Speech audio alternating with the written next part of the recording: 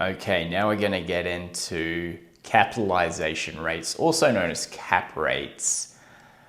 This is a continuation on from NOI. So we're going to determine the value of a property. So there's a very simple equation.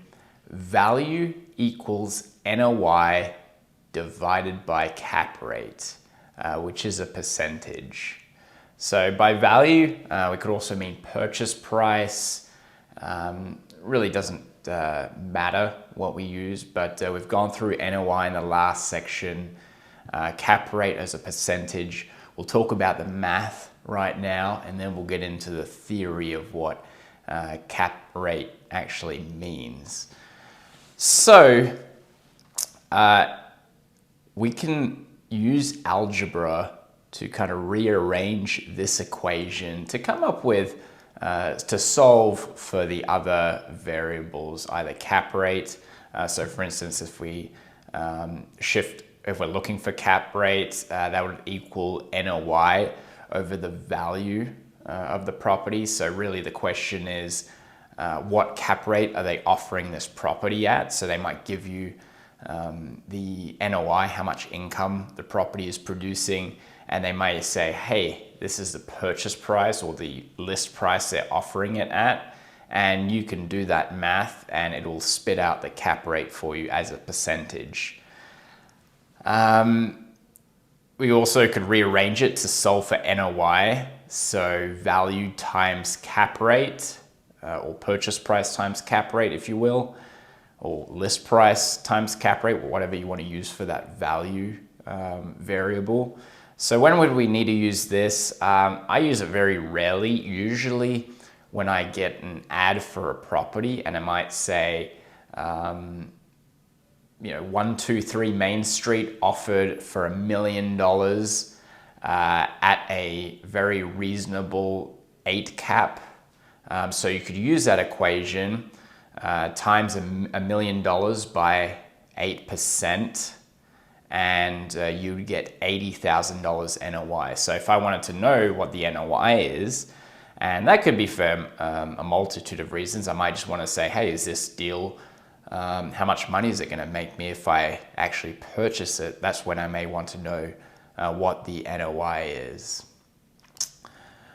So I want to go through an example, real easy one. $1 million offering, an NOI of $50,000. You plug that into an equation.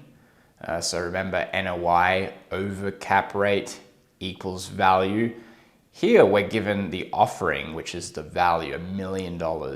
So we're trying to solve for what is the cap rate. So using our rearranged equation, cap rate equals NOI over value. We'll do $1 million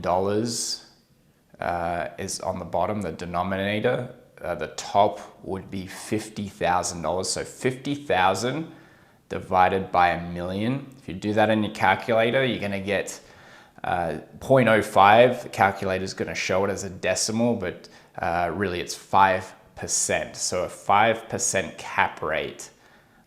Remember, we'll talk about what the cap rate actually means, so don't worry too much about that. We're purely focusing on the math and algebra standpoint at the moment. So let's play around with these numbers a bit. I understand things way better when I just use different numbers and see how it affects different variables. So if we use the same $50,000 NOI, but instead of $1 million, now we say this property is being offered at $750,000. We do that same equation, $50,000 over $750,000. If you do that in your calculator, you're going to get 6.67%. So our cap rate is 6.67%. Before it was 5% at $1 million. Now with a reduced price, the cap rate is 6.7%. Let's do one more iteration. So go back to the $1 million offer price. Instead though, now the property is making $70,000 NOI. So we'll do 70 over $1 million very easy math, that's 7%.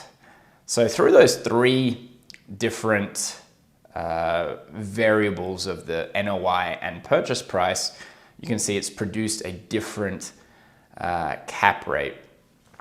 If there's anything that you need to take away from this video, apart from the very basic formula, it's that lower cap rate equals more expensive property. Higher cap rate equals less expensive property. If you look at the value equation, value equals NOI over cap rate. The cap rate's the denominator, so there's actually an inverse relationship between value and cap rate. For me personally, when I was getting into commercial real estate, that was one of the more difficult concepts for me to understand. You're so used to talking, it's intuitive to say high cap rate. Instantly in my mind, I would think, oh, higher price. Or, oh, you're getting a discount, or saying that this is offered at a really low cap rate. That actually means a really high price. So if you can get it in your head that low cap rate equals high price and higher cap rate equals lower price, you're well on the way to understanding how cap rate works. So we've learned the formula. We've learned how we can play around with those numbers to produce different cap rates. Let's move on to the theory of cap rates.